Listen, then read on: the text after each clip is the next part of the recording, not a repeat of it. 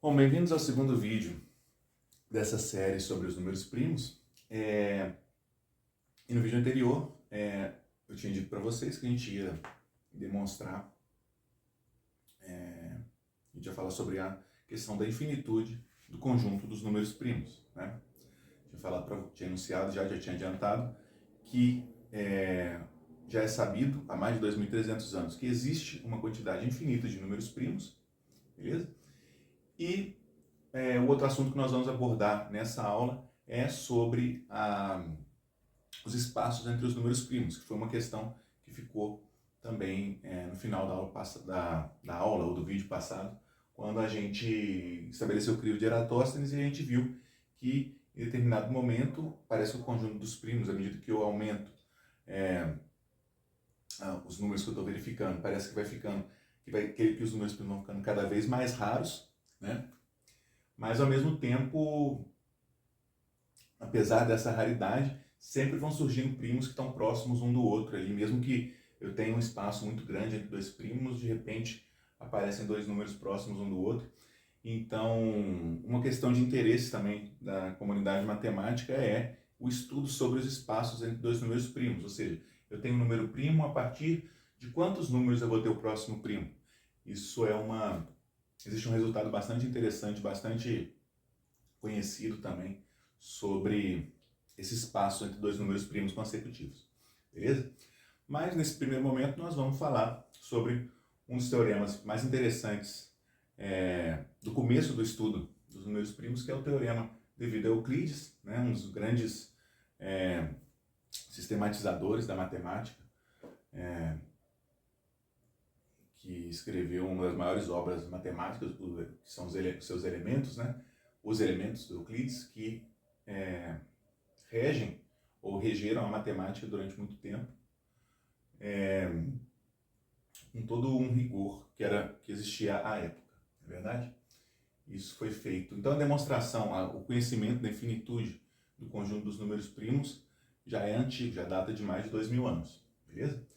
E às vezes pode parecer difícil, né, intuitivamente falando, como que eu vou provar, né, um aluno de ensino médio, de ensino fundamental, pode se perguntar, bom, como é que eu vou provar que existem infinitos números primos? Será que eu vou ter que ficar testando? Não tem como eu ficar provando uma infinidade de números, né? Mas existem técnicas que nos permitem provar a infinitude de determinados conjuntos, e essa daqui é muito interessante.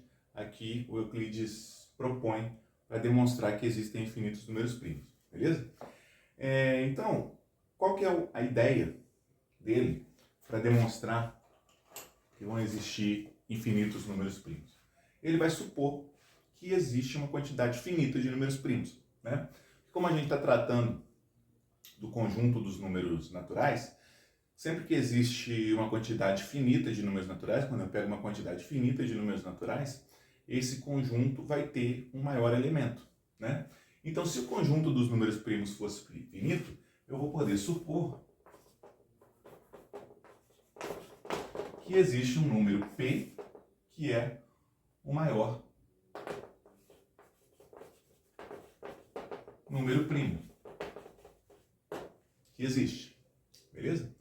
E a partir disso, a gente vai tentar cair né, o que o Euclides vai fazer, ele vai cair numa contradição, ou seja, se o maior primo, se existe um número que é o maior primo de todos, a gente vai chegar numa inconsistência, num paradoxo, né, numa contradição, beleza? Para isso, a gente vai precisar da noção de fatorial, tá? Se você é um aluno do ensino fundamental, ensino médio, talvez não tenha aprendido ainda, mas a noção é bem simples. Um número fatorial, um número natural, a gente diz que o fatorial do número é igual ao produto de todos os números naturais de 1 até ele. Então vai ser 1 vezes 2 vezes 3 até o próprio número n, ok? Por exemplo, 5 fatorial é 1 vezes 2 vezes 3 vezes 4 vezes 5, que é igual a 120, beleza? Façam as suas contas aí para depois verificar se está certo, ok? Então a gente está supondo que existe um número primo que seria o maior de todos, beleza? E a partir disso a gente pode considerar um número n como sendo igual a p fatorial mais 1. Esse número p fatorial está bem definido, né? Ele vai ser o número natural maior de todos os números primos, um número maior do que algum primo eventual que você conheça, maior do que 17, maior do que 19, né? E logo esse número está bem definido. É só eu pegar os números de 1 até, multiplicar todos os números de 1 até ele e somar com 1, né? Esse número n está bem definido e vai ser um número natural, tá certo? Dessa forma, existem duas possibilidades para o número n. Ou o n é primo,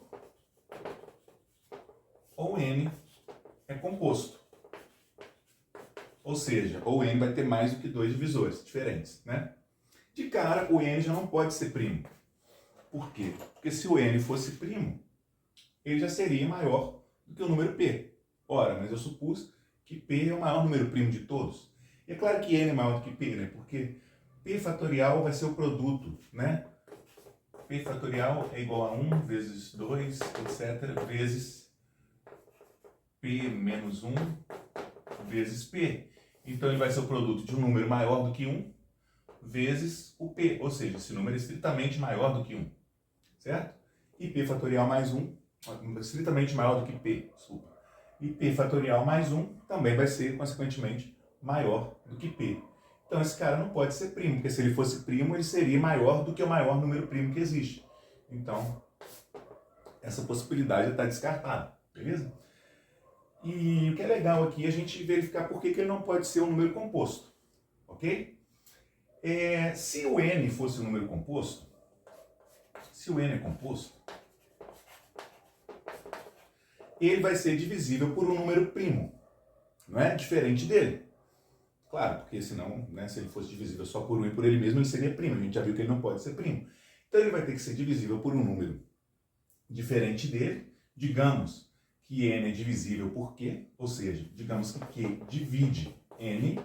Esse símbolo daqui, esse traço vertical, significa divide. Q divide n. Grosso modo, significa que o n é um múltiplo do q. Tá? Considerando sempre, né, só números diferentes de zero, para não ter... A gente não tem que fazer a observação por causa do zero, mas significa que esse cara divide esse, ou seja, quando eu pego esse número e divido por esse, o resto é zero, ok? Então, se n é composto, significa que existe um número q que divide n de tal forma que o q está estritamente contido entre 1 e p, tá? Ele é estritamente maior do que 1 e menor ou igual a p, beleza? Por quê? Porque para que o número seja composto, ele tem que ser divisível por um número primo menor do que ele, ok? Bom, n vai ser divisível por um número primo entre 1, estritamente maior do que 1 e menor do que p. E ao mesmo tempo, a gente sabe que o número p fatorial, que é igual a 1 vezes 2 vezes 3, etc., até o p, ele contém todos os números naturais na sua fatoração, né? Todos os números naturais até p. Inclusive, ele vai conter o número q ali dentro, beleza? Então, o p fatorial ele vai ser 1 vezes 2 vezes 3 e até o p, e um desses números vai ser o q. Logo, porque como q é menor ou igual a p, logo a gente consegue concluir também que o q vai dividir o p fatorial, beleza? Ora, se o q divide n, significa, né, que o q divide p fatorial mais 1. E a gente sabe também que o número q divide o p fatorial, certo? Dessas duas, com essas duas condições, a gente consegue pensar o seguinte: ora, q divide p mais 1 fatorial e q divide p fatorial. O que significa isso, né? Significa que o p mais 1 fatorial, p fatorial mais 1, estou falando que é p mais 1 fatorial, mas é p fatorial mais 1. O p fatorial mais 1, ele vai ser igual ao q vezes algum número natural, maior do que 1, né? E ao mesmo tempo, o p fatorial também vai ser igual a q vezes algum outro número, a gente vai chamar de k' ali, né? Vai ser vezes q vezes algum outro número natural, beleza? E se eu faço a subtração membro a membro nessa igualdade, a gente vai ter p fatorial mais 1 menos p fatorial, vai cortar o p fatorial com p fatorial, vai sobrar só 1. E do outro lado vai ficar q que multiplica k menos k'. Esse k menos k', como é a subtração entre dois números inteiros e um diferente do outro, né, significa que isso daqui vai ser um número natural, maior do que zero. E o q é um número estritamente maior do que zero. Logo, eu teria que 1 é múltiplo de um número maior do que 1. A gente pode falar que esse número daqui é igual, por exemplo, a um d, né? Então, é igual a q, 1 seria igual a q vezes d, sendo os dois caras necessariamente diferentes de 1. Né? Bastaria que um deles fosse diferente de 1, mas enfim, todos os caras maiores do que 1, no caso. O que chega à nossa contradição, porque, né, o produto de dois números maiores do que 1 não pode ser igual a 1, beleza? Isso é uma forma de dizer, ou então eu poderia simplesmente dizer que nenhum número maior do que 1 é divisor do 1. Também é uma forma de enxergar isso. Então, dessa forma, o n também não pode ser composto. Por quê? Porque se ele fosse composto, o 1 teria um divisor maior do que 1, o que é contradição, beleza? Então, o n é um número que não pode ser primo nem composto, o n é um número maior do que 1, logo, o n não está em nenhuma das categorias. Ele não pode ter um divisor só, ele não pode ter exatamente dois divisores, e ele também não pode ter mais do que dois divisores. Logo, o n, né, nessas condições, não existe um n que atenda essa condição. E o que a gente supôs no começo do nosso problema? A gente tinha suposto, por absurdo, né, que o número p é o maior primo de todos, ou seja, que o conjunto dos números primos é um conjunto finito. Beleza? Então essa é a ideia que Euclides usou para provar que existem infinitos números primos. Por quê? Porque, ora, se não pode existir o maior primo de todos, logo o conjunto é um conjunto infinito. Existe uma infinidade de números primos. Ok? O que é interessante, né, é que a infinidade dos números primos já foi provado de cara, assim, né? Imagino que desde muito tempo você sabe que existem infinitos números primos, não foi um problema para Euclides demonstrar isso, ok?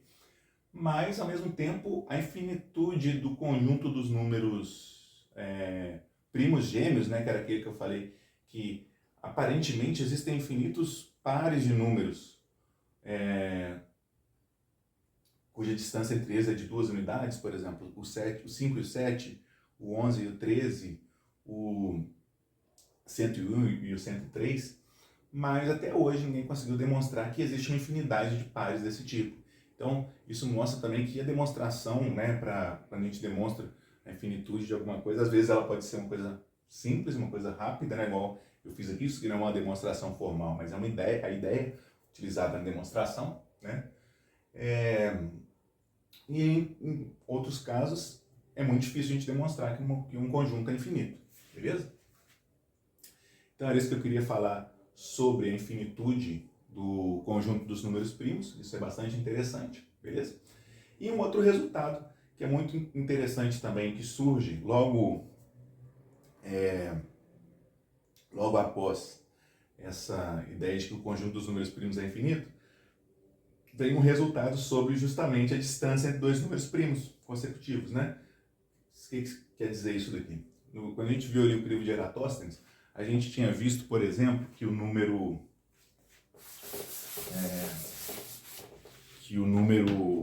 89 é primo, e aí o próximo primo vai ser só o número 97, ou seja, tem um buraco de 7 números compostos consecutivos entre eles, né? Então, a questão que os matemáticos se colocam é, será que eles tentam, o matemático sempre vai tentar entender como é que funcionam esses buracos entre os números primos, e ele também se pergunta, será que esses buracos,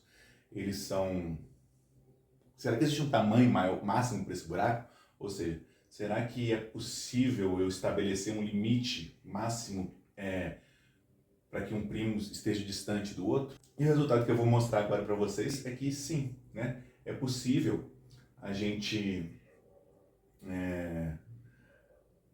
obter um buraco entre dois números primos tão grande quanto a gente imaginar, Galera, depois da gente ter visto a questão sobre os números, sobre a infinitude do conjunto dos números primos, né, e como eu falei aqui para vocês sobre os buracos entre dois números primos, a questão que se pergunta é a seguinte: será que a sequência de números compostos consecutivos, será que vai ter um limite para que eu tenha uma quantidade de números compostos consecutivos, né?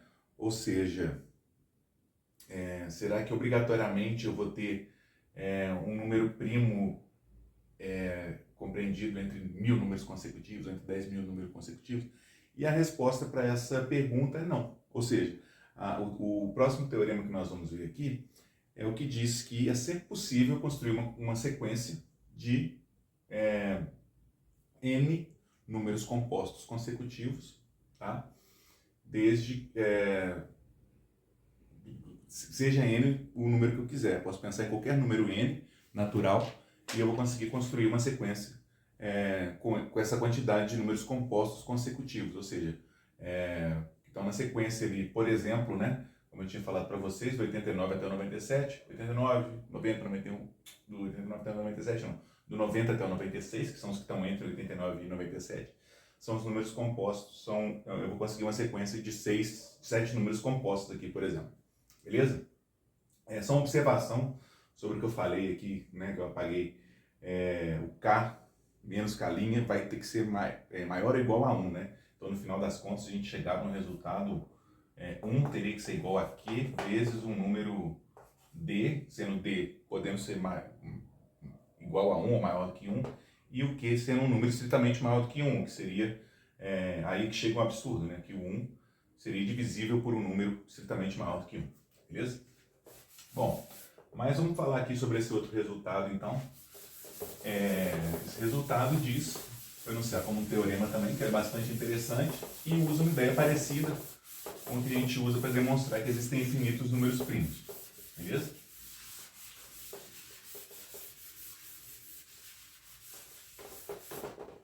Então o teorema é o seguinte: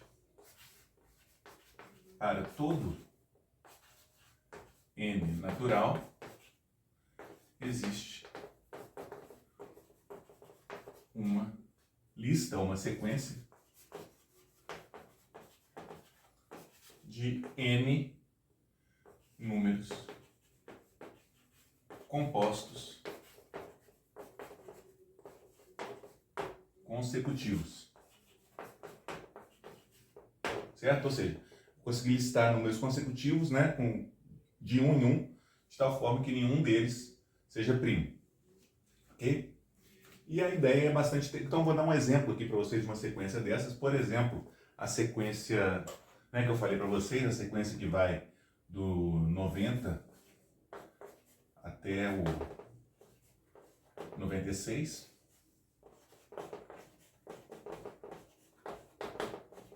Ela não possui nenhum número primo. 90 é múltiplo de 2, o 91 é múltiplo de 7, o 92 é múltiplo de 2, 93 é múltiplo de 3, 94 é múltiplo de 2, 95 é múltiplo de 5, 96 é múltiplo de 2. Beleza? Isso aqui é um exemplo. Esse é um exemplo para n igual a 7, né? E o resultado que eu vou mostrar para vocês é que existe para qualquer número natural, né? E como que fica a demonstração? A demonstração é muito interessante também, né? Porque basta, a demonstração é bem simples assim, né? A ideia dela é bem simples. Basta eu pegar a sequência formada pelo número n mais 1 fatorial mais 2, n mais 1 fatorial mais 3, n mais 1 fatorial mais 4 e assim por diante até n mais 1 fatorial mais n mais 1. Beleza? Essa sequência vai ser uma sequência que contém n números naturais, né? Porque eu começo contando a partir do 2, né? 2, 3, 4, tal, até o n mais 1. Então, a sequência vai ter n números, n elementos.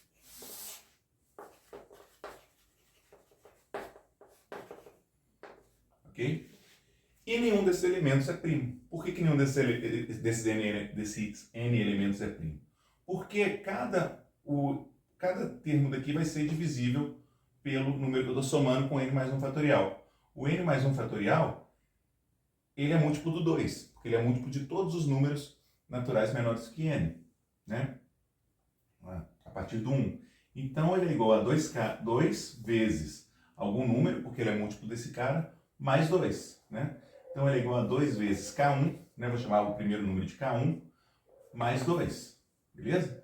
Ou seja, ele vai ser igual, vou colocar o 2 em evidência, 2 vezes k1 mais 1, certo?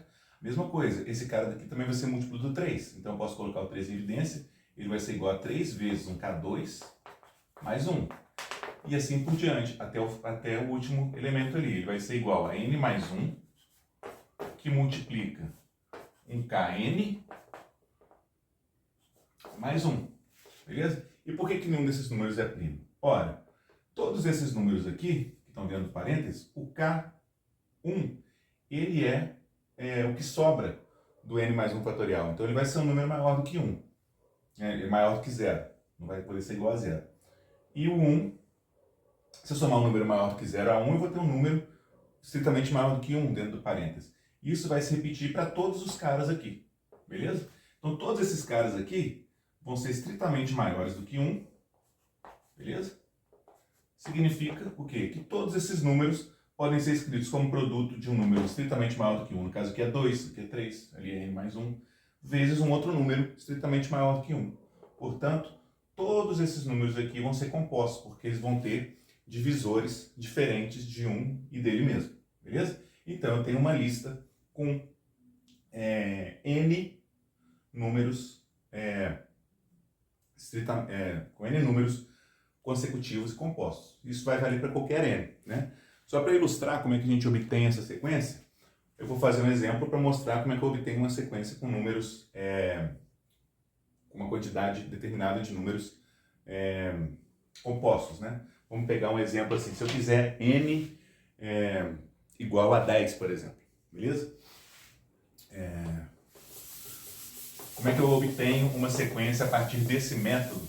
Como é que eu obtenho a partir desse método uma sequência com 10 números consecutivos compostos? Basta eu pegar o 11 fatorial e fazer 11 fatorial mais 1, 11 fatorial mais 2, 11 fatorial mais 3, até o 11 fatorial mais 11, né? Então, 11 fatorial mais 2, 11 fatorial mais 3, 11 fatorial mais 4, etc., até o 11 fatorial mais 11. Todos esses números vão ser múltiplos todos esses números vão ter divisores diferentes dele mesmo e de 1, beleza?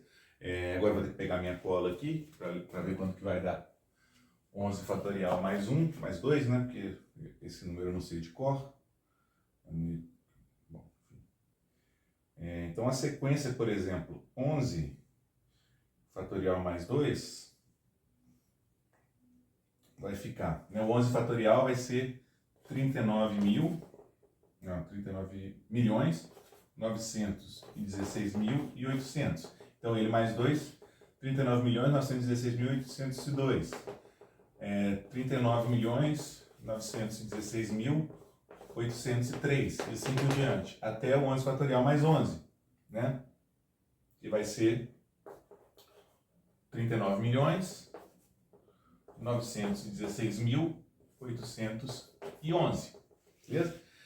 Então, esse resultado prova que eu vou poder fazer para qualquer número, né? Qualquer número n, vamos supor que eu queira uma sequência de 1000 números compostos consecutivos, basta eu pegar 1000 fatorial e somar com 2, 1001 fatorial, né? E somar com 1, com 2, com 3, até o 1000, beleza?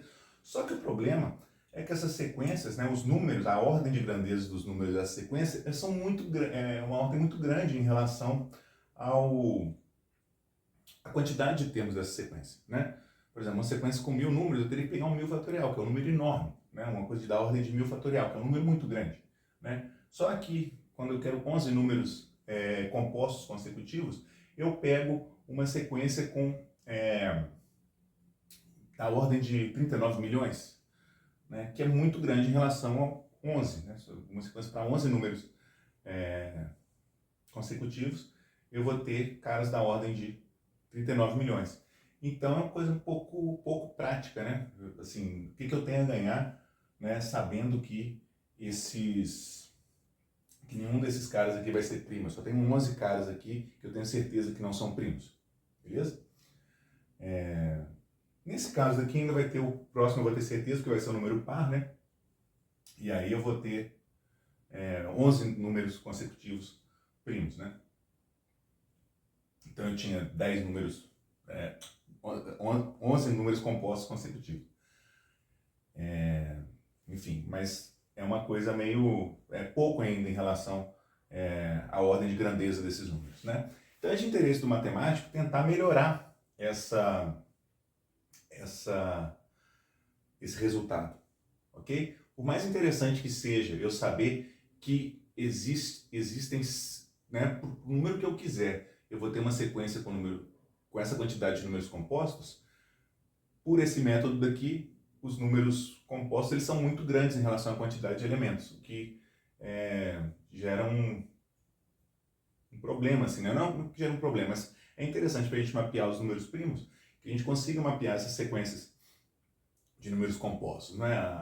Que seriam os buracos entre os números primos. Então, eu tenho certeza que esses números aqui, por exemplo, eles vão estar num buraco entre dois números primos consecutivos, entre um número primo e o próximo número primo. Eu sei que vai ter um número primo menor do que esse cara daqui e um primo maior do que esse. Eu sei que nenhum desses caras aqui vai ser primo, beleza? Então, um número primo vai estar aqui e o próximo número primo só vai estar depois desse cara daqui, certo? Então, estudar a sequência dos números compostos é uma forma também de estudar a sequência dos números primos, ou então de pelo menos tentar encontrar melhorar um pouco o nosso conhecimento sobre os números primos, ok? Já no próximo vídeo é que eu vou começar a mostrar uma forma de melhorar essa sequência, ok? Por exemplo, a gente tem aqui 10, né? A gente fez uma sequência de 10 números. Eu vou mostrar um outro método, um pouco melhor do que esse, para a gente